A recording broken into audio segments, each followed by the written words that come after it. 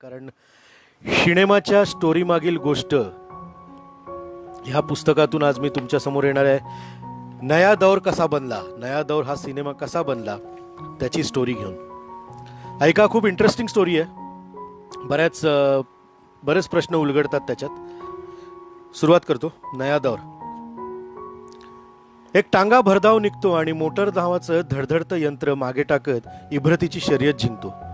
विजय टांगेवाला सामान्य भारतीयाच्या बुलंद मनोवृत्तीचं प्रतिनिधित्व करतो.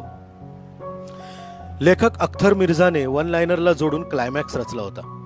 बलदेवराज चोप्राला वन लाइनर ऐकता क्षणी लाहोरकडचा बडबड्या हुशार टांगेवाला आठवला. त्याने समाधानात मान डोलवली. तांत्रिक प्रगतीच्या विरोधात उभा सिनेमा झोपणार म्हणून सिनेमासृष्टी फिदी फिदी हसली. प्रत्यक्षात सिनेमावाल्यांचा अंदाज पूर्णपणे उताना पडला. 1857च्या पहिल्या 3 सर्वाधिक यशस्वी निर्मितीत BR फिल्म्सच्या कलाकृतीची नोंद झाली. सिनेमा दर्जेदार होणार आणि याहीपेक्षा अधिक तो सामान्य माणसांच्या गळी उतरणार हा चोप्राचा विश्वास इतक्या मोठ्या प्रमाणावर सार्थ ठरला की इतिहासात प्रथमच एका हिंदी सिनेमाने एकाच शहरातील 2 चित्रपटगृहांमध्ये सुवर्ण जयंती साजरी केली. इतक्या रुक्ष विषयावर इतका खमंग सिनेमा त्यापूर्वी आणि त्यानंतरही झाला नाही. अख्तर मिर्झांचं कथानक सिनेमावाल्यांनी एकमुखीने नाकारलं होतं. याला स्वातंत्र्योत्तर काळातली परिस्थिती कारणीभूत असावी. पंडित नेहरूंचा सुजलाम सुफलाम भारत स्वातंत्र्यप्राप्तीच्या सहसहत्या आवेशात होता. ब्रिटिशांनी गुडबाय केल्यानंतर चळवळीतली माणसं निरुद्योगी झाली होती. ज्यासाठी केला अट्टाहास ते लक्ष्य साध्य झालं. पुढे काय? अद्यापि लढण्याचा आवेश असला तरी लढायचं कोणाशी किंवा कोणाशी असे जुने नवे प्रश्न एकत्रित झाले होते. संघर्षाची मनोवृत्ती दर्शवणारी एक संपूर्ण पिढीच्या पुढी मानगुटीवर चळवळीचं ओझं घेऊन आपल्या दैनंदिन कामात मन गुंतवू पाहत होती. प्रत्येक क्षेत्रात आदर्श निर्माण करण्याचा अट्टाहास होता. किमान तसा आविर्भाव होता. सिनेमा हे निव्वळ मनोरंजनाचं साधन असलं तरी समाज प्रबोधन करत सामाजिक प्रश्न हाताळण्याची जबाबदारी देखील सिनेमावाल्यांची असल्याचं धोरण दिल्लीने स्पष्ट केलं होतं. आर्ट वा समांतरची वचवच व मचमच सुरू झाली नव्हती. तेव्हा कमर्शियल तोच कलात्मक, तोच चांगला किंवा वाईट सिनेमा असं साधं स्वच्छ गणित मांडलं जात होतं. डावी विचारसरणी सिनेमा लेखनात मोलाची कामगिरी बजावत होती. थोडक्यात चळवळीतली माणसं देखील सिनेमा माध्यमाकडे गांभीर्याने पाहत असल्याचं चित्र होतं. लेखक अख्तर मिर्झा याच कॅटेगरीत कुठेतरी बसत होता. त्याच्या कथेत महात्मा गांधींचा संदेश होता. सूत्र होतं मॅन वर्सेस मशीन. त्याने पटकथा लिहिण्यापूर्वी स्वतःलाच एक प्रश्न विचारला, आदमी महान की मशीन बलवान? त्याचा वन लाइनर तयार झाला होता. नेहरूंचा इंडिया औद्योगिक क्रांती घडवू पाहत होता. मशीन का रेला उठेगा और सबको बहा ले जाएगा असा धोक्याचा इशारा गांधीजींनी स्वातंत्र्यापूर्वी दिला होता.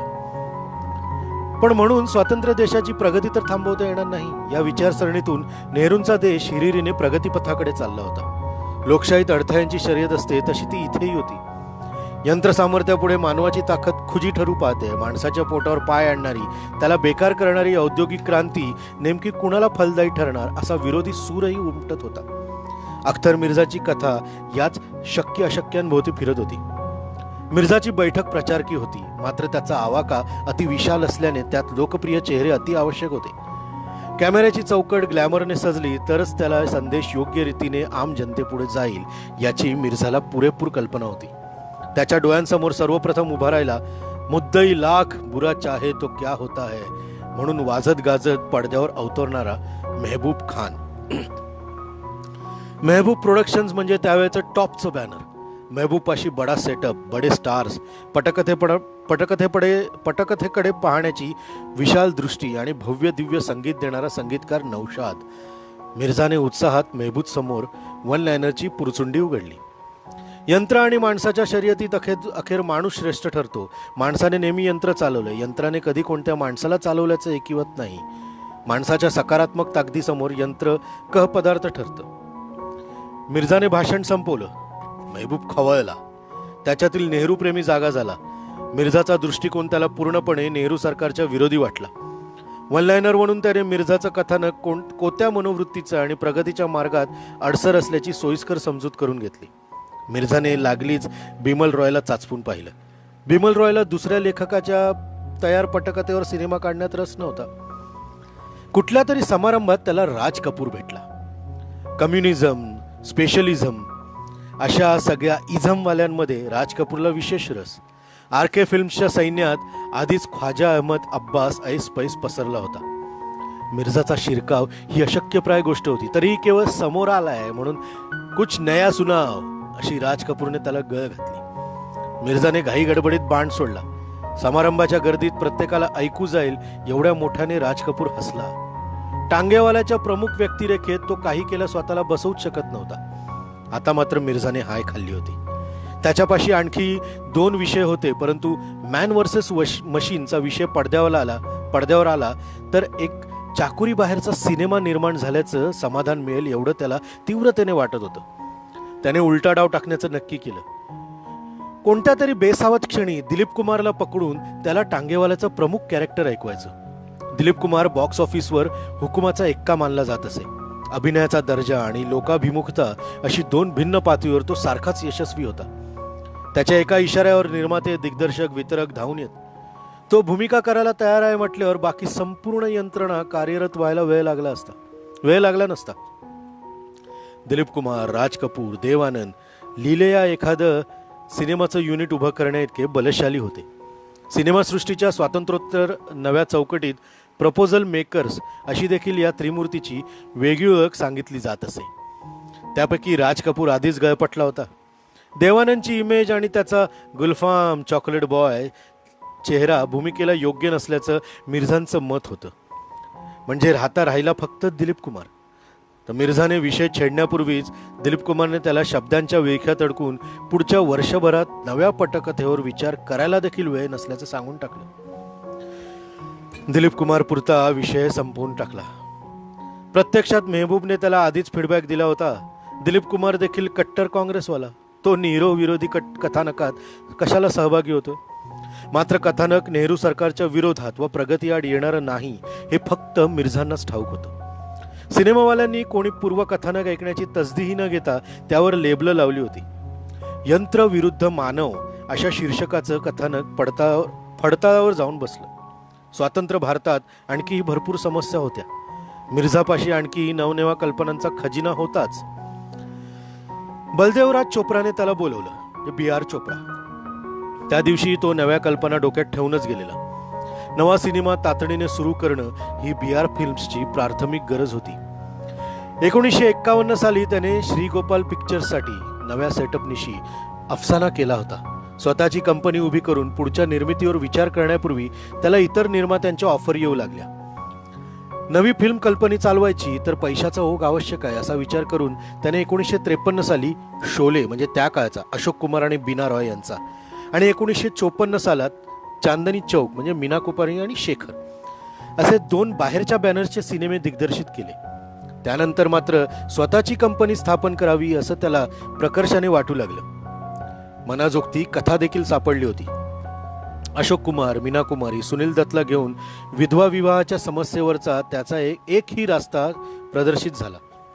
तोपर्यंत 1956 साल उजाडलं होतं. सिनेमासृष्टी वर्षागणिक झपाट्याने बदलत होती. अफसानाचा सगळा सेटअप मधल्या 5 वर्षात जुना झाला होता. मधले 2 सिनेमे त्याने नुकतेच दिग्दर्शित केले असल्याने त्या बॅनरमध्ये कलावंत आणि युनिट इतकाच तोही पाहुणा होता.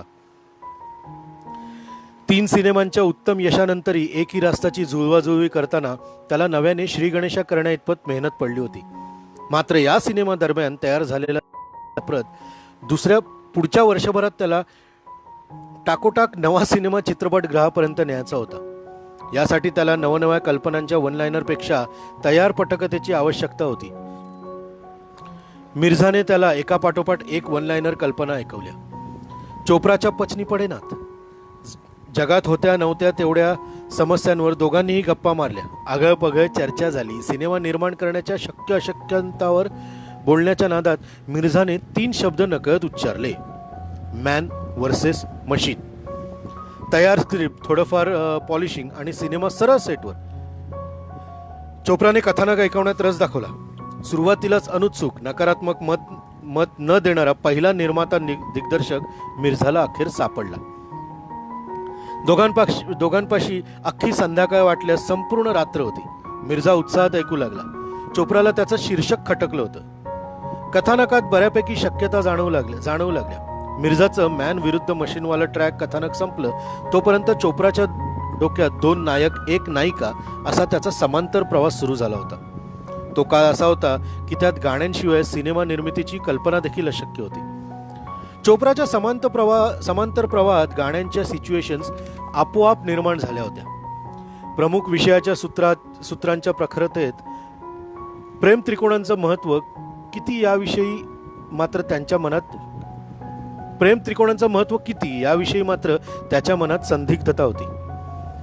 सामाजिक मूल्य असणाऱ्या कथानकांचं चोप्राला जबर आकर्षण असल्याने त्याने एका फटक्यात मिर्झाच्या कथेवर शिक्कामोर्तब केलं. टायटल ऐसे होना चाहिए जो पॉझिटिव्ह नोट पे खतम हो, चोप्रा म्हणाला. प्रेक्षकांना संभ्रमात ठेवणारं नाव त्याला कदापि मंजूर नव्हतं. फिर नया दौर कैसे रहेगा, मिर्झाने विचारलं. थोडं प्रचार की थाटाचं वाटूनही चोप्राने मंजुरी दिली. इतिहास घडण्याच्या प्रक्रियेला सुरुवात झाली होती. पटकथेला 2 प्रवाह होते आणि दोन्हींना समसमान महत्त्व देण्यावर चोप्रा तसंच मिर्झा यांचं एकमत झालं. पहिला प्रवाह यंत्रक्रांतीसमोरही माणसाचं श्रेष्ठत्व जोपासणारा, तर दुसरा टिपिकल प्रेम त्रिकोण. टांगेवाल्या नायकाच्या शेजारी लाकूड तोड्या कम सुताराची तरुण व्यक्तिरेखा अंतर्भूत करण्याचं नक्की झालं. 2 नायक आणि अर्थातच 1 नायिका. नेहमीप्रमाणे चोप्राच्या डोळ्यासमोर टांगेवाल्या भूमिकेसाठी अशोक कुमार उभा राहिला. BR फिल्म्सला येवाना अशोक कुमारची सवय झाली होती. अफसाना, एक ही रास्ता आणि बाहेरच्या बॅनरचा शोले. या दरम्यान अशोक कुमार आणि चोप्रा यांचे घरगुती संबंध प्रस्थापित झाले होते. चोप्रा त्याच्याकडून वाटेल तेवढ्या आणि हव्या तशा तारखा काढून घेऊ शकत असे. चोप्राने सवयीनुसार अशोक कुमारचं दार वाजवलं. अशोक कुमार खुश. चोप्राचं पिक्चर म्हणजे घरचं कार्य, होकार म्हणजे निव्वळ औपचारिकता असल्यागत दोघे भेटले. नया दौर व्यतिरिक्त इतर जगभराच्या गोष्टी हसी मजाक संपल्यावर चोप्राने 1 लाइनर ऐकवला. ग्रामीण भारताचं चित्र समोर आल्याने अशोक कुमार नकळत गंभीर झाला. त्याने तिथल्या तिथे पूर्ण कथानक ऐकण्याची इच्छा व्यक्त केली. चोप्रा जसजसं कथानक ऐकवत गेला अस्वस्थ अशोक कुमारच्या चेहऱ्यावरचा रंग उडत गेला. क्लायमॅक्स ऐकून झाल्यावर अशोक कुमारच्या डोळ्यातला अविश्वास चोप्राने चटकन पकडला. अशोक कुमारने नकारात्मक मान डोलावली. 1दा 2दा चक्क 10-15 वेळा, आणि ती देखील इतक्या ठामपणे की चोप्राच्या पायाखालची जमीन सरकली. टांगेवाल्याची ग्रामीण बाजाची व्यक्तिरेखा आपल्याला शोभणारी नाही हे अशोक कुमारला पहिले छूट लक्षात आलं. चोप्रा कथानक ऐकवत असताना ते कधी अधिकाधिक घट्ट रुजत गेलं. नया दौरच्या पटकथेत तो कुठेही स्वतःला पाहू शकत नव्हता. तिथे एका हिरोची आवश्यकता होती आणि एक ही रास्ताच्या यशाने अशोक कुमारची इमेज हिरो या शब्दापासून खूप दूर गेली होती. स्वातंत्र्यपूर्व काळात तळपत असलेला अशोक कुमार 1949 नंतर दिलीप, राज, देव या त्रिमूर्तीसमोर निस्तेज होत गेला. तिघांना अफाट ग्लॅमर प्राप्त झालं. 1 मिनिट.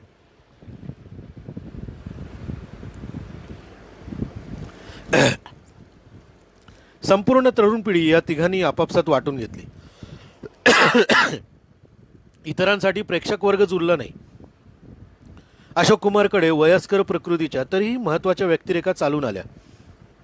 1951 साली चोप्राने त्याला अफसानाची दुहेरी भूमिका देऊ केली. त्याच वर्षी नितीन बोसचा दीदार हाही प्रदर्शित झाला. मेरी कहाणी भूलने वाले राष्ट्रगीताखालोखाल लोकप्रिय झालं आणि दिलीप कुमारने अशोक कुमारच्या करिअरला पहिलं मोठं भगदाड पाडलं. दिलीप कुमार, नर्गिस आणि नौशादच्या सुरावटीमुळे दीदार सुपरहिट झाला अशी नोंद भारतवर्षाने घेतली. वास्तविक अशोक कुमारने आपली व्यक्तिरेखा नैसर्गिक सहजतेने वठवली. पाठोपाठ 1952 साली राज कपूर नर्गिस समवेतचा बेवफा रिलीज झाला. करिअरमधली भगदाडं वाढत गेली तसा अशोक कुमार आपोआप समांतर व्यक्तिरेखेत सामावत गेला. 1953चा परिणिता, बादबान म्हणजे हिरो देव आनंद आणि 1956च्या भाई भाई एक ही रास्ताने त्याच्यातला ग्लॅमरवाला हिरो पूर्णपणे संपवून टाकला. काळाची पावलं अचूक ओळखून अशोक कुमारला स्वतःला देखील अशा सशक्त समांतर व्यक्तिरेखेत सेफ वाटू लागले. आपल्या रुबाबदार व्यक्तित्वाला शोभणाऱ्या व्यक्तिरेखा कोणत्या आहेत त्याला नेमकं कळू लागलं होतं. आणि या चौकटीत नया दौरचा टांगेवाला शंकर काही केल्या बसत नव्हता. चोप्रा अवाक झाला. मानसिकदृष्ट्या त्याने स्वतःला अशोक कुमार केंद्रस्थानी ठेवून नया दौरची चौकट सजवायला सुरुवात देखील केली होती. ग्लॅमर आणि गाण्यांसाठी तो दुसऱ्या नायकाला वापरणार होता. अशोक कुमारला मात्र टांगेवाल्याच्या भूमिकेतच पटकथेतील हिरो दिसत होता. तसं झालं नाही तर मॅन व्हर्सेस मशीनमधला पंच निघून जाईल आणि ती रुटीन प्रेमकथा होईल, त्याने चोप्राला स्पष्ट शब्दात सांगितलं. प्रेक्षक त्याला टांगेवाला म्हणून स्वीकारणार नाहीत त्याची त्याला स्वतःलाच इतकी प्रचंड खात्री होती. चोप्रा त्याचं मन वळवण्याचा प्रयत्न करायला देखील धजावला नाही. मग कोण? हताश चोप्राने विचारलं. दुसरं कोण? युसुफ, अशोक कुमार उत्तरला. अरे पण युसुफचा ऑलरेडी नकार आलाय, चोप्राने लगोलग माहिती दिली. अशोक कुमारचं मित्रप्रेम उफाळून आलं. त्याने दिलीप कुमारशी संपर्क साधला. सॉलिड रोल आहे, पिक्चर अच्छी बनेगी, पूर्ण स्क्रिप्ट ऐक आणि नंतर नकार दे. अशोक कुमार सिनियर होता. त्याने शिफारस केली होती. दिलीप कुमारचा नाईलाज झाला. स्क्रिप्ट ऐकून नकार देण्याचं त्याने ठरवून टाकलं. मोगले आझममध्ये तो व्यस्त होता. देवदासचं चित्रण नुकतंच संपलं होतं, तरी देवदासच्या भूमिकेतून बाहेर येणं त्याला जमत नव्हतं. के आसिफने चित्रणाचा धडाकाच लावला होता. मोगले आझम चक्क पूर्ण होण्याची चिन्ह दिसू लागली होती. मोहन स्टुडिओत सकाळी 9 ते रात्री 12 पर्यंत आसिफचं युनिट प्रमुख कलावंतांसह राबत होतं. अचानक एके दिवशी दिलीप कुमारला कळलं की पुढच्या 3 दिवसांकरिता आसिफला सलीमची गरज नाही. अकबर आणि अनारकलीचे सीन्स त्याला चित्रित करायचे होते. दिलीप कुमारला अचानक 3 दिवसांची सुट्टी मिळाली. त्याने चोप्राच्या घरी जाऊन स्क्रिप्ट ऐकण्याचं काम उरकून टाकण्याचं नक्की केलं. चोप्रा घराबाहेर पडण्यापूर्वी त्याला गाठायचं ठरवून दिलीप कुमारची गाडी दुसऱ्या दिवशी सकाळी 7 वाजता जुहूच्या संगीता अपार्टमेंट या चोप्राच्या घराखाली धडकली. छोटा रवी म्हणजे रवी चोप्रा शाळेत जाण्याच्या तयारीत युनिफॉर्ममध्ये गॅलरीत उभा होता. झोपेतून उठल्या गदावता, रांगोळ नाही, दाढी नाही, बालवाल सब बिखरे हुए, अंगात शुभ्र पांढरा कडक इस्त्रीचा तुकडा, चौकडेची लुंगी, उजव्या हातात हँगरवर पांढरा शर्ट, पांढरी पॅन्ट. रवीला पाहताच दिलीप कुमार खालून ओरडला. अबे तेरा बाप है क्या? उसको बोल मैं कहानी सुनने आया हूं. चोप्राला हत्यानंद झाला. दोघे एका खोलीत मिर्झाचं घबाड घेऊन बसले. मिर्झाला पाचारण करण्यात आलं. तब्बल 2 रात्री तासामागून तास चर्चा, वाद, पटकथेतल्या एकेका वाक्यावर खल, चरविचरण. टांगेवाला असताना, त्याच्या हातात सगळी सूत्र असताना लाकूड तोड्या दुसरा नायक कसा? केवळ नायिकेवर छुपछुपके प्रेम करतो म्हणून? दिलीप कुमार मिर्झा आणि चोप्रा जोडीला हजारो प्रश्न विचारत होता. लाकूड तोड्या किसना समांतर व्यक्तिरेखेत टांगेवाल्यापेक्षा वरचढ होणार नाही याकडे तो विशेष लक्ष देऊन होता. 2 नायकांमध्ये एकाचा क्लायमॅक्सला मृत्यू ही त्या काळची राजमान्य लोकमान्य प्रथा होती. मात्र दोन्ही नायक जिवंत ठेवून सिनेमा संपवण्याचा चोप्राचा निर्धार कायम होता. त्याने तसं ठासून दिलीप कुमारला सांगितलं आणि त्यासाठी मिर्झाने टांगेवाल्याच्या बहिणीचं पात्र लिहिलं. बंद दाराआडची खलबत 3 दिवस चालली. चहा, नाश्ता, जेवण, आंघोळ सगळं चोप्राच्या घरी. मिर्झा झपाटल्यागत पटकथा सुसज्ज करत होता. 3ऱ्या दिवशी संध्याकाळी खोलीचं दार उघडून बाहेर येत चोप्राने पत्नीकडे पैशांची विचारणा केली. कपाटात काहीशे रुपये सापडले. पुढच्या 10 मिनिटात दिलीप कुमारला देण्याकरता सायनिंग अमाऊंट एवढे पैसे एक रकमी सापडणं अशक्य होतं. दिलीप कुमार मिर्झांसमवेत नया दौरवर झपाटल्यागत चर्चा करत होता. चोप्रा पती पत्नींची धुसफूस त्याच्या कानावर गेली. तो पटकन बाहेर येऊन म्हणाला, भाभीजी जरा घर का 1 रुपया लाकर मेरे हात पे रख दीजिए. चोप्राच्या पत्नीने लगबगीने 2-4 नाणी त्याच्या हातावर ठेवली. त्यापैकी 1 नाणं चोप्राच्या डोळ्यांसमोर नाचवत दिलीप कुमार म्हणाला, ये मेरी साइनिंग अमाउंट, आज से तू मेरा डायरेक्टर, मैं तेरा हीरो, कर दे अपनी पिक्चर सुरू. चोप्राचं 80% काम फत्ते झालं होतं. नायिका ठरत नव्हती. मीना कुमारीच्या नावावर चोप्रा, मिर्झा आणि दिलीप कुमार यांचं एकमत होत नव्हतं. चोप्रा आणि दिलीप कुमार यांच्यासारख्या गाठीभेटी होत होत्या प्रामुख्याने मोगले आझमच्या सेटवर. चोप्रा आणि दिलीप कुमार यांच्यासारख्या गाठीभाटी होत होत्या प्रामुख्याने मोगले आझमच्या सेटवर. चोप्राने शक्कल लढवली. त्याने मधुबालासमोर प्रस्ताव ठेवला. मधुबाला म्हणजे अर्थातच तिचे वडील अताउल्ला खान यांना राजी केल्यावर पुढचा प्रश्नच नव्हता. लाकूड तोड्या किसनाच्या भूमिकेसाठी त्याच्यासमोर मोगले आझमचा दुर्जन सिंग अजित उभा होता. अजितने अक्षरशः उडी मारून संधी पकडली. आसिफचे 3 प्रमुख कलावंत चोप्राने करारबद्ध केले होते. आसिफशी संधान बांधून मोगले आझम दरम्यानचा रिकामा वेळ त्याने वापरायचं ठरवलं. आसिफचा दिल पहाडा एवढा मोठा होता.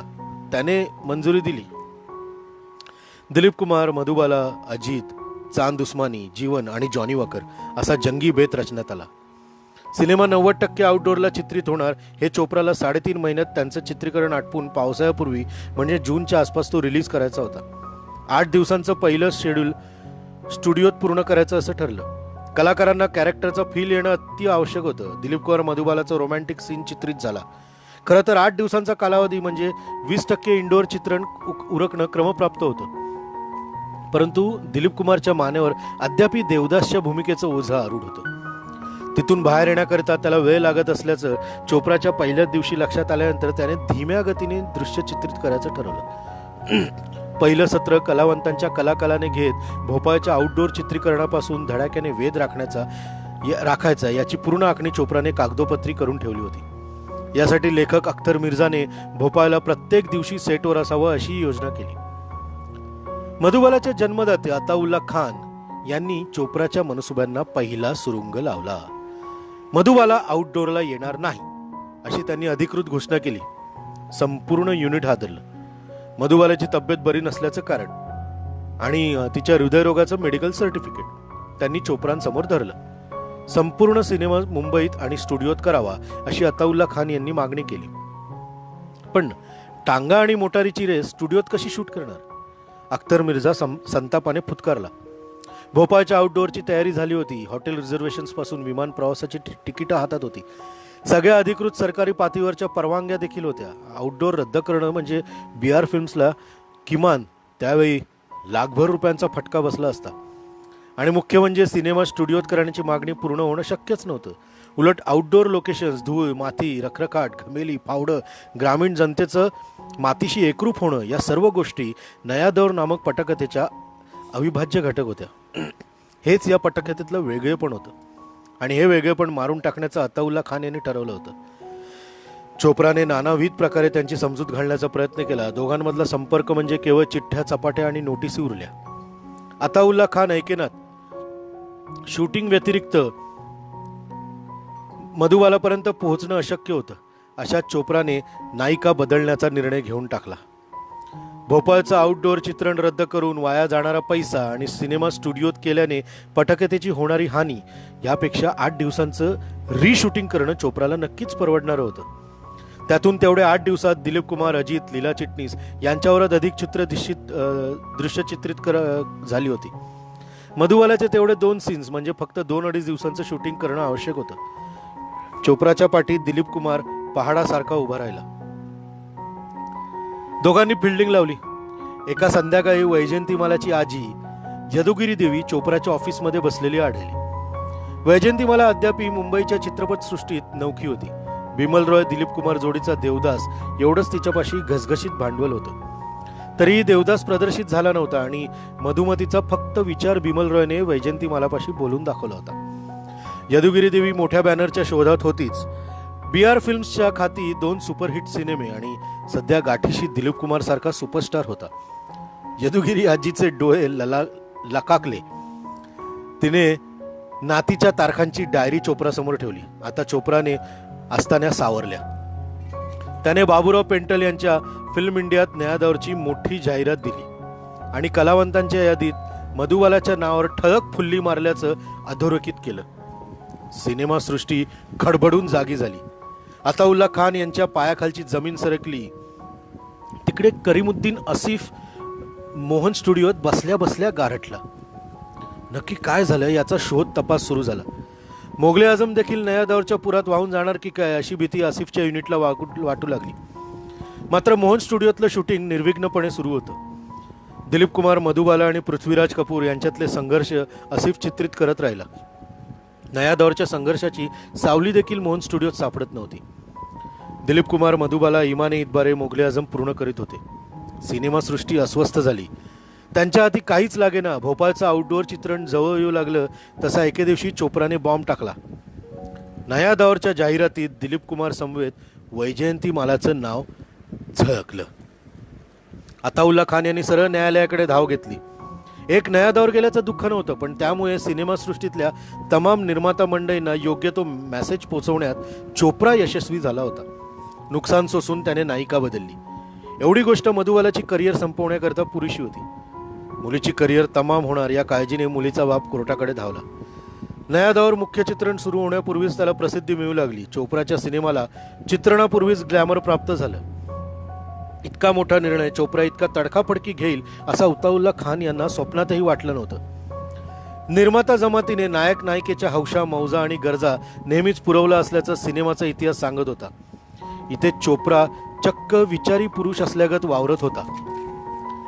प्रश्न इब्रतीचा प्रतिष्ठेचा होता. कोण जिंकते किंवा कोण हरतंय याकडे सिनेमावाल्यांचं लक्ष मुळीच नव्हतं. ग्लॅमरवाले चेहरे पाहण्याकरता लोकांनी कोर्टाच्या आवाराबाहेर तुफान गर्दी केली. गिरगाव कोर्टात केस उभी राहिली. मुंबईतील सगळ्या वर्तमानपत्रांसाठी ठळक बातमी होती, चोप्रा मधुबालाची करिअर उद्ध्वस्त करू पाहतोय असा अताउल्ला खान यांनी सूर काढला होता. चोप्राने नुकसान सोसट तुटेपर्यंत ताणायचं ठरवून टाकलं होतं. सामान्य भारतीय माणूस नेहमीप्रमाणे आव असून दोन्ही पक्षांच्या भूमिका ऐकत वाचत होता. दिलीप कुमारला कोर्टात बोलवलं गेलं. वकिली युक्तिवादाला सुपरस्टार पुरून उरला. भरपूर प्रसिद्धी मिळाली. खाजगी व्यक्तिगत प्रश्नांना देखील तोल ढळू न देता उत्तर देण्याची किमया त्याने साधली. आउटडोअर चित्रण ही पटकथेची प्राथमिक गरज असल्याचं त्याने सांगितलं. त्याने स्पष्ट केल्याने चोप्राची बाजू अधिक बळकट झाली. सिनेमाचा हिरो हिरोईनच्या विरोधात आणि तत्वासाठी म्हणून निर्मात्याच्या मागे उभा राहिल्याचं जगाने पाहिलं आणि दिलीप कुमारच्या लोकप्रियतेत मात्र कमालीची वाढ झाली. निकालाचं महत्त्व नव्हतं.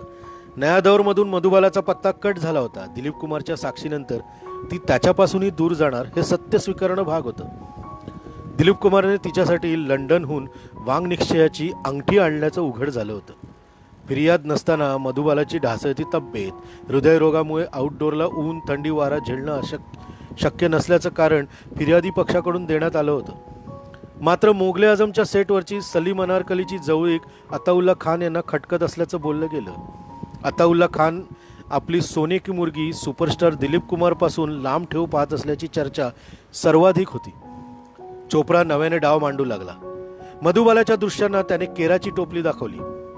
डिवचलेल्या अताउल्ला खान यांनी फिल्म इंडियात मधुबालाच्या आगामी चित्रपटाची सूची जाहिरात रूपाने प्रकाशित करून त्यातल्या नया दौरवर ठळक फुल्ली मारली. मधुबाला दिलीप कुमार अध्याय संपला. भोपाळच्या आउटडोअरला वैजयंती माला वेळेत हजर झाली. 4 दिवस आधी चित्रीकरण सुरू झालं होतं. चोप्राला बॅकलॉग भरून काढायचा होता. धडाधड शॉट्स चित्रित करण्यात येत होते. सेटवर आउटडोअरला उपस्थित अजित, चांद उस्मानी, लीला चिटणीस, जीवन, नाझीर हुसेन, प्रतिमा देवी, राधाकृष्ण चोप्राला सर्वतोपरी सहाय्य करीत होते. संपूर्ण व्यावसायिकता येण्यापूर्वीचे ते दिवस होते. तेव्हा कट्टर दुश्मनी आणि अलोट भाईचारा या दोन्ही गोष्टी मुबलक प्रमाणात उपलब्ध होत्या. चोप्राच्या विषयासंदर्भातला प्रामाणिक प्रयत्न कलावंतांना भावला होता. जॉनी वॉकर सारखा टॉपचा विनोदी स्टार आपल्या बिझी वेळापत्रकातूनही भोपाळमधील युनिटवाल्यांशी मुंबईतून संपर्कात होता. त्याने अधिकृत 16 दिवस नया दौरसाठी राखून ठेवले होते. दिवस रात्र चित्रण करण्याची त्याची तयारी होती आणि तरीही काही शिल्लक राहिल्यास क्लायमॅक्स पूर्वी संपूर्ण 3 दिवस त्याने चोप्राकरिता मोकळे ठेवले होते. चोप्राने सर्व प्रमुख कलावंतांना पटकथेची एक एक प्रत दिली होती. तो स्वतः पूर्ण अभ्यास करून सेटवर उभा असे. अभ्यासात भलताच हुशार आणि 1936 सालातला MA इंग्लिश विषयात. हे असं असल्याने त्याचं युनिटही आदराने त्याच्या सूचना ऐकत असे. फाळणीनंतर तो मुंबईत आला होता, परंतु त्यापूर्वी 1938 पासून लाहोरच्या सिने हेरॉल्डचा तो संपादक होता. फाळणीपर्यंत तो सिने पत्रकारितेत होता.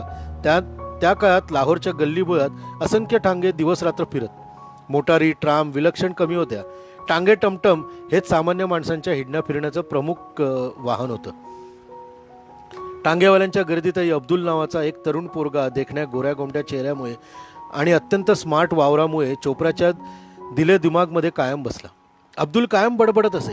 अनेक वेळा चोप्रा त्याच्याच टांगेतून घरापर्यंत जाई. फाळणी झाली, लाहोर सुटलं, पत्रकारिता पाठी राहिली. मग सिनेमासृष्टीत प्रवेश झाला. BR फिल्म्स कंपनीचा पहिला सिनेमा एक ही रास्ता हिट झाला. अख्तर मिर्झांची कथा ऐकल्यावर तर अब्दुल त्याचा पिच्छाच सोडेना. त्याने चित्रीकरणाच्या पहिल्याच दिवशी दिलीप कुमारच्या डोळ्यासमोर अब्दुल टांगेवाला उभा केला. दिलीप कुमार अहोरात्र भूमिकेच्या अभ्यासात बुडाला होता. पटकथेतल्या बारकाव्यात शिरत होता. स्वतःची दृश्य नसतील तेव्हा तो टांगा घेऊन बाहेर पडत असे. भूमिकेबाहेरील नॉर्मल कपड्यात लोकेशनवर टांगा चालवत संवाद घोकणारा दिलीप कुमार पाहायची युनिटला सवय लागली. घोड्याला चारा घालणं, टांग्याच्या आसपास जमिनीवर बसून युनिटवाल्यांशी टांगेवाल्यांच्या शैलीत तारस्वरात गप्पा मारणं या गोष्टी नित्याच्या झाल्या. भोपाळमधील एका सार्वजनिक समारंभाला चोप्रा सकट सर्व प्रमुख कलावंत निमंत्रित करण्यात आले होते. तिथेही दिलीप कुमार टांगा चालवत गेला. शेजारी दिलीप कुमार या ना त्या पद्धतीने देवदासच्या मेलोड्रामॅटिक भूमिकेतून बाहेर पडू पाहत होता. देवदासच्या भूमिकेने तो इतका झपाटून गेला होता की अंडरप्ले करण्याची शैली आता सवय बनून त्याच्या रक्तात भिनू पाहत होती. शोकांतिकांच्या चौकटीतून त्याने बाहेर पडणं अत्यंत गरजेचं होतं. त्यासाठी त्याने 1955ला S.M. नायडूंचा आझाद केला होता. मात्र त्यानंतरही देवदास त्याच्या मानगुटीवरून उतरत नव्हता. नया दौर पूर्वीच्या 5 वर्षातील त्यांचे सिनेमे पहा. दीदार, हलचल, तराना सर्व 1951चे. मग 1952ला आन, दाग, संगदिल, 1953ला फुटपाथ, शिकस्त, 1954ला अमर, मग नंतर 54मध्ये आझाद, इन्सानियत, उडन खटोला आणि 1956ला देवदास.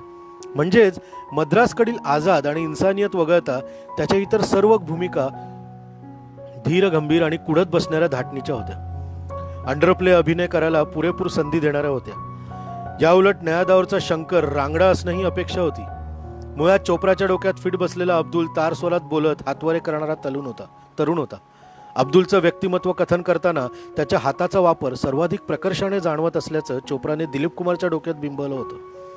आज तागायत अभिनय करताना हातांचा विलक्षण मोजका वापर करण्याकरिता दिलीप कुमार प्रसिद्ध होता. शंकर टांगेवाला उभा करताना त्याला संपूर्ण बॉडी लँग्वेज बदलणं आवश्यक होतं. देवदास किंवा अमरमधील नायकांच्या तुलनेत शंकर अतिशय मोकळा ढाकळा होता, ग्रामीण वातावरणाशी जोडलेला होता आणि म्हणून नृत्य संगीतातला तयार गडी होता. चोप्राने पंजाबकडचा बॅकड्रॉप वापरला तो याच कारणास्तव. नया दौरच्या पटकथेतील कोणतीही गोष्ट योगायोगाने आली नव्हती. ती मोजून, मापून आणि व्यवस्थित विचार करून तिथे मौजूद करण्यात आली होती. चोप्रा अख्तर मिर्झा जोडीने पंजाबी वातावरण दाखवून नृत्य संगीताच्या पेरणीला वाव दिला होता. त्यांना कोणत्याही टप्प्यावरती डॉक्युमेंटरी वाटायला नको होती. टिपिकल पंजाबी मातीतील झिंग आणणारं संगीत त्यांना अपेक्षित होतं. BR फिल्म्सच्या चित्रपटांवर तोपर्यंत संगीताचा असा विशिष्ट ठसा नव्हता. गीतकार साहिर लुधियानवी घरचा असला तरी चोप्राच्या मर्जीतला संगीतकार कोणीही नव्हता. हुस्नलाल भगतराम अफसाना जोडी ऑलरेडी बाद झाली होती. हेमंत कुमार एक ही रास्ताच्या धीरगंभीर वृत्तीपेक्षा वेगळा ठसा नया दौरच्या पटकथेला अपेक्षित होता. ओंकार प्रसाद मदन गोपाल नय्यरकडे संगीताची जबाबदारी सोपवली गेली. ओंकार प्रसाद मदन गोपाल नय्यर म्हणजे O.P. Nayyar. CID, Chhoomantar, Mr and Mrs 55 ची गाणी तुफान लोकप्रिय होती. लेके पहिला पहिला प्यार आणि चल दिये बंदा नवाज मधला OP ठसका संपूर्ण सिनेमासृष्टीला कळला होता. ओपींचं चोप्राशी 1 मिनिट देखील पटलं नाही. कथानक ऐकल्यावर OP कुत्सित स्वरात म्हणाला, टांगारच जिंतो म्हणजे लोकांची भरपूर करमणूक होणार, लोक हसेंगे, तुझा पिक्चर डब्यात जाणार. माझ्या पिक्चरचं काय ते मी पाहिन, तू गाणी देण्याचं बघ म्हणजे झालं. चोप्रा तडकून उत्तरला. ओपीने गाण्याचं असं काही पाहिलं की त्या वर्षी धुरंधर संगीतकार रिंगणात असूनही सगळ्यांची छुट्टी झाली. मांग के साथ तुम्हारा म्हणत OP सुरावटींच्या चोप्रांचा टांगा भरधाव निघाला. आउटडोअरला पहिलं छूट नजरेत भरणारा रखरखाट ही पटकथेची प्राथमिक गरज होती. जंगल कटाई आणि स्टेशन पासून मंदिरापर्यंत भाविकांना नेणारे टांगे एवढे 2च व्यवसाय शक्य असल्याचं अधोरेखित करणारे एक वाक्य अख्तर मिर्झाने नायकाच्या तोंडी टाकलं होतं. कारखानदाराचा मुलगा कुंदन गावकऱ्यांना एखादा नवा व्यवसाय शोधण्याचा सल्ला देतो तेव्हा त्याची वकिली करणारा नायक शंकर म्हणतो, दुसरा काम क्या करे बाबू, या खेतीवाडी भी तो नहीं होती. चोप्राने एवढ्या एका वाक्याखाली ठळक रेष मारून ठेवली होती. आउटडोअर मधली रखरखीत जमीन भोपाळ पाठोपाठ महाराष्ट्रात जेजुरी आणि सासवड इथे सापडली. जेजुरीतलं खंडोबाचं मंदिर पटकथेत असं काही अंतर्भूत केलं गेलं की वाटावं जणू लिहितानाच त्याचा विचार झाला असावा. जेजुरी सासवड मुंबईपासून बऱ्यापैकी जवळ असल्याने प्रमुख कलावंतांना नेणे आणण्याच्या दृष्टीनेही सोयीचं होतं. कमाल वेगाने चोप्रा चित्रीकरण करत सुटला होता. आवश्यक आणि सोय तिथे त्याने स्टुडिओचा वापर केला. आसिफने चोप्राला उत्तम सहकार्य केलं. दिलीप कुमार आणि अजित, मोगले आझम आणि नया दौर यांच्यातली परस्पर विरोधी भूमिका कसरत लिल्या पार पाडत होते. चोप्राचं चित्रीकरण निर्विघ्नपणे अंतिम दृश्याला टेकलं. युनिटने सुटकेचा निश्वास टाकला. सिनेमासृष्टी चोप्राच्या डॉक्युमेंटरी फिल्मची आतुरतेने वाट पाहत होती. नया दौर हे नावच प्रचारकी थाटाचं वाटत असल्याची चर्चा सुरू झाली. त्या काळात फक्त ख्वाजा अहमद अब्बास यांच्या सिनेमांना अशी नावं शोभून दिसत होती आणि अब्बासच्या सिनेमांना कुत्र देखील फिरकत नसे. त्याच ख्वाजा अहमद अब्बासने राज कपूरसाठी सिनेमा लिहिला की लोक त्याच्यावर तुटून पडत. चोप्राला संपूर्ण सिनेमासृष्टी नेहमीच्या कमर्शियल पद्धतीने सिनेमा प्रदर्शित न करण्याचा सल्ला दिला. चोप्राने दिलीप कुमारसह बसून पहिली प्रिंट पाहिली होती. दोघांना प्रचंड आत्मविश्वास वाटत होता. BR फिल्म्स कडून 15 ऑगस्ट 1957 ही प्रदर्शनाची तारीख नक्की झाली. चोप्राला त्या काळातील रिवाजानुसार लिबर्टी चित्रपट गृह हवं होतं. मेहबूबच्या अंदाजने 1949 मध्ये बिग बजेट ग्लॅमरवाला सिनेमा मुंबईत लिबर्टीला लावण्याचा ट्रेंड सुरू केला होता. लिबर्टीला सिनेमा प्रथम लागला की तो सुपरहिट होणार हे गणित सिनेमावाल्यांच्या डोक्यात फिट होतं. लिबर्टीला प्रीमियम म्हणजे तो निर्माता मोठा असे आणि त्यांचे स्टार्स बडे ग्लॅमरवाले हे वातावरण आपोआप पसरलं जाईल.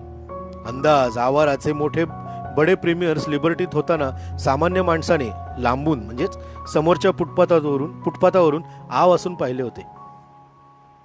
चोप्राला नया दौरकडे नेमकं याच नजरेनं पाहिलं जावं असं वाटत होतं. त्याने लिबर्टी व्यवस्थापनाशी चर्चा केली. त्यानुसार 25 ऑक्टोबरला तिथे मदर इंडिया वाजत गाजत अवतरणार होता. मेहबूब खानने 25 ऑक्टोबर पासून पुढे जवळपास 50 आठवडे बुकिंग करून ऑक्टोबर पूर्वीचे 10 आठवडे स्वतःकडेच पण ओपन ठेवले होते. चोप्राने तेवढ्या 10 आठवड्यांसाठी किंवा 2 महिने या नया दौर लिबर्टीला लावण्याची योजना आखली. तू पागल हो गया? जास्तीत जास्त 2 आठवडा सिनेमा चालेल, त्यानंतरचा काय 1.5 महिना काय करणार आहेस? भाडं अंगावर पडेल. मेहबूबने चोप्राला झापडं. पण चोप्राने मित्रत्वाचा सल्ला मानला नाही. त्याने गुरुवार 24 ऑक्टोबर पर्यंत लिबर्टीचं बुकिंग केलं. शुक्रवार 15 ऑगस्ट 1957 रोजी नया दौर लिबर्टीत झळकला आणि संपूर्ण सिनेमासृष्टीचं भाकीत खोटं ठरवत पहिल्या दिवशी हाऊसफुलचा बोर्ड चिकटला. तो तसाच कायम राहिला. प्रीमियरला मध्यंतरात मेहबूब खानने चोप्राची पाठ थोपटली. सिनेमा उत्तम पकड घेतोय, आता फक्त क्लायमॅक्स पटायला हवा. मेहबूबने शंका व्यक्त केली. चोप्रा मिर्झा जोडीने नुसतीच मान डोलावली. सिनेमासृष्टीला पूर्वार्ध कमालीचा आवडला असल्याचं दोघांच्याही लक्षात आलं. डॉक्युमेंटरीचा विषय तरी त्यातला ड्रामा काळजाला भिडत होता. उत्तरार्धातली टांगा बसगाडीची शर्यत म्हणजे नया दौरच्या पटकथेतील सर्वोच्च बिंदू असल्याचं चोप्रा मिर्झाला वाटत होतं. तर बसगाडी मागे टाकून टांगाचा नायक शर्यत जिंकतो हे प्रेक्षकांच्या गळी उतरणार नाही म्हणून सिनेमा आपटणार असा सिनेमासृष्टीचा हिरो होता. असा सिनेमासृष्टीचा होरा होता. प्रीमियरला क्लायमॅक्स सर्वप्रथम पडद्यावर झळकला आणि सिनेमावाल्यांचे डोळे खाडकन उघडले. पटकथेतील गंमत याची डोळा त्यांच्या समोर आली. सगळ्या प्रश्नांची उत्तरं आपोआप मिळत गेली. शंका कुशंका सिनेमा संपण्यापूर्वीच मिटल्या. नायक शंकरचा टांगा धावणार तो रस्ता 7 हात बटाना म्हणत तमाम गाववाले पूर्ण करतात. नव्या रस्त्यावर एक पूल बांधण्यात येतो ज्यामुळे मंदिराकडे विजयाच्या अंतिम टप्प्याकडे जाण्यासाठी फरलांगभर अंतर कमी होतं आणि इतर पात्रांच्या तोंडून हे वेळ स्पष्ट होत गेल्याने पटकथेतील लॉजिकल बाब अधिक बळकट होते. टांगा कमी अंतराच्या नव्या रस्त्याने धावतो. बसगाडी जुनी कच्च्या पक्क्या सडकेवरून जाते. यानंतर प्रेक्षकांना टांग्याची जीत पचवणं बिलकुल अवघड जात नाही. चोप्रा आणि मिर्झा कोणी लेचेपेचे खेळाडू नसल्याचं सिनेमावाल्यांना कळून चुकतं. मात्र दोघांनी प्रीमियरच्या दिवशीपर्यंत यावर भाष्य केलं नव्हतं. पटकथेतील इतकी प्रचंड लॉजिकल बाजू त्यांनी गुलदस्त्यात ठेवून सिनेमावाल्यांना धक्काच दिला होता. टांगा शर्यत जिंकतो यात अतर्क्य अविश्वसनीय काहीच राहिलं नाही. प्रेक्षकांच्या गळी नेमकं काय होतायचं याची अचूक जाण चोप्राला होती. मेहबूब खानने खुल्या दिलाने मान्य केलं. त्या काळात सिनेमा फक्त 2 किंवा 3 थिएटरनाच प्रदर्शित करण्याची प्रथा होती. पहिल्या 2 आठवड्यात यशाचं चित्र स्पष्ट झाल्याने चोप्रा मिनर्वाकडे वळला. 15 ऑगस्ट ते 24 ऑक्टोबर पर्यंत नया दौरने लिबर्टीत हाऊसफुल गर्दी खेचली. नियोजित वेळेस 25 ऑक्टोबरला शुक्रवारी मदर इंडियाच्या आगमनासह नया दौर मिनर्वालाही सरकला. आता मिनर्वा आणि लिबर्टी अशा 2 ठिकाणी भारतीय चित्रपटसृष्टीतील कमर्शियल वर्तुळातल्या तरीही अभिजात कलाकृती प्रचंड यश मिळवत होत्या. पुढचे 40-45 आठवडे दोन्हीकडे हाऊसफुलचे बोर्ड कायम राहिले. नया दौर, मदर इंडिया 1957 सालातले सर्वाधिक नफा देणारे आणि सर्वाधिक यशस्वी सिनेमे मानले जातात. नया दौर पुरती त्यातली कौतुकाची गोष्ट अशी की सिनेमाचा विषय तमाम सिनेमासृष्टीने नाकारल्याचं माहीत असूनही चोप्राला अख्तर मिर्झांच्या कथानकात सामाजिक जाणीवांसकट बॉक्स ऑफिसच्या यशाची शक्यता दिसली. नया दौरमध्ये ओपी नय्यरच्या सांगीतिक कौशल्याची बहार होती. तरीही नय्यरच्या पहिल्या 3 सिनेमात नया दौरचं नाव येत नाही किंवा पहिल्या 5 गाण्यात मांग के साथ तुम्हारा किंवा उडे जब जब जुल्फे तेरीची वर्णी लागत नाही. नया दौरने दिलीप कुमारच्या शिरपेचात मानाचा तुरा खोवला असला तरी तो गंगा जमुना किंवा देवदास प्रमाणे त्याच्या भव्य दिव्य अभिनय प्रात्यक्षिकाचा नमुना नाही. वैजयंतीमालाच्या नृत्य प्रदर्शनातील बोलरी कठपुतली किंवा तुमसंग प्रीत लगाई सजना किंवा होठों पे ऐसी बातच्या ताफ्यात नया दौर कुठेही बसत नाही. पहिल्यापासून शेवटपर्यंत सगळी सूत्र चोप्राने स्वतःपाशी ठेवली होती. अद्वितीय लेखनाचा आणि काळापेक्षाही पुढे असणाऱ्या दिग्दर्शीय दृष्टीचा तो आदर्श नमुना होता. बाकी दिलीप कुमार, वैजयंतीमाला, साहिर लुधियानवी किंवा ओपी नय्यर यांच्या कर्तृत्वाची जोड लाभल्याने त्याचं अपील वाढलं. मात्र त्याच्या यशाचे प्रमुख शिल्पकार अथपासून इथपर्यंत बलदेवराज चोप्रा आणि अख्तर मिर्झाच राहिले. तर मित्र, ही नया दौर फिल्म्स याची ही कहाणी मी तुमच्या समोर सादर केली. नया दौर 1957, BR फिल्म्स, कथा पटकथा अख्तर मिर्झा, संवाद कमिल रशीद, दिग्दर्शक बलदेवराज चोप्रा, निर्माता बलदेवराज चोप्रा, गीतकार साहिर लुधियानवी, संगीतकार ओपी नय्यर, कॅमेरामन एम मल्होत्रा, कलावंत दिलीप कुमार, वैजयंतीमाला, अजित, जीवन, जॉनी वॉकर, नाझीर हुसेन, चांद उस्मानी, लीला चिटणीस आणि मनमोहन कृष्ण. तर ही कथा तुम्हाला कशी वाटली ही नक्की कळवा. दर शुक्रवारी मी अशीच एक सिनेमाच्या स्टोरी मागील गोष्ट अभिजित देसाई यांच्या पुस्तकातील एक सिनेमा तुमच्यासमोर संजीव्ज शुक्रवार थिएटर रिलीज या अंतर्गत सादर करणार. हे ते पुस्तक आहे ज्याच्यातून मी ही कथा तुम्हाला ऐकवत असतो. खूप सुंदर पुस्तक आहे. खूप चांगले चांगले सिनेमे याच्यात आहेत. 1957 पासून ते अलीकडचा लगान यापर्यंतचे सिनेमे याच्यात आहेत. तर दर शुक्रवारी आपण एक भारताची जी परंपरा असते शुक्रवारचा सिनेमा रिलीज, त्यामुळे शुक्रवारची ही एक स्टोरी रिलीज तुमच्यासमोर मी करत राहणार आहे.